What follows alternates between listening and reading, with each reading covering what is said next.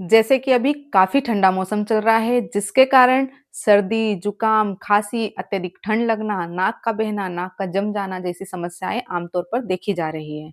इन्हीं समस्याओं के निवारण के लिए मैं आज आपको एक बहुत ही आसान और प्रभावशाली टेक्निक बताऊँगी, जिसे आप कहीं पर भी, किसी भी स्थान पर बैठकर कर सकते हैं।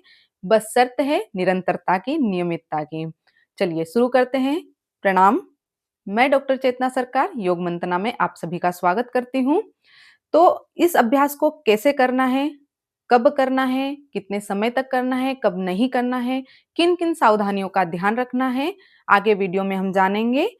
वीडियो के लास्ट तक बने रहेंगे। तो आइए शुरू करते हैं।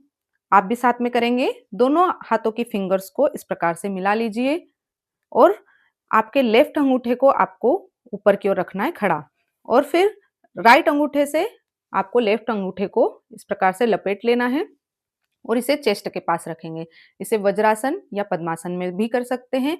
यह एक मुद्रा है जिसे हम लिंग मुद्रा कहते हैं और ये हमारे शरीर के अंदर हीट जनरेट करती है, ऊष्मा पैदा करती है। इस अभ्यास को दिन में 1 से 2 बार करें और शुरुआत में आप इसको 3 से 5 मिनट तक करें, फिर धीरे-धीरे इसकी समय अवधि बढ़ाकर आप 10 से 15 मिनट तक कर सकते हैं।